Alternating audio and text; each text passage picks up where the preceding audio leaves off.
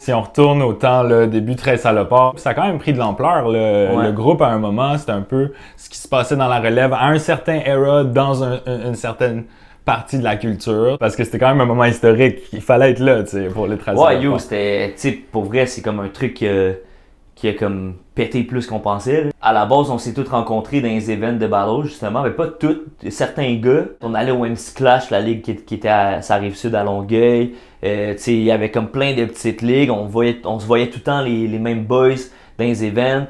On emmenait genre des petits speakers Bluetooth, là, puis là, on rappait, genre, classique. tu sais, dans les ruelles, puis dans les parkings, puis tout. Puis tu sais, c'était ça qui était nice dans les events aussi, là, c'était de rapper après, même si tu battlais pas, tu avais la chance de montrer qu'est-ce que tu savais faire. Puis c'est de là aussi que la mentalité des 13 salopards est venue aussi, de, tu sais, à la base, ben, ça a été dit quand même assez souvent, mais à la base, c'était une chanson qui s'appelait Les 13 salopards, qui était la rencontre de 3 collectifs. Foutaise, les gars de Sainte-Julie, Anglevé de Varennes, puis Micro, qui était moi, Richmond, Dizzy, fait que c'était comme Mascouche, Châteauguay. C'était prenant pendant un bout, tu sais, à toutes les fins de semaine, on avait des shows, puis tu sais, il fallait qu'on se pointe à Sherbrooke, on faisait beaucoup de routes, on faisait beaucoup de shows, puis on était très peu payés, là, tu sais, on avait comme quand même un...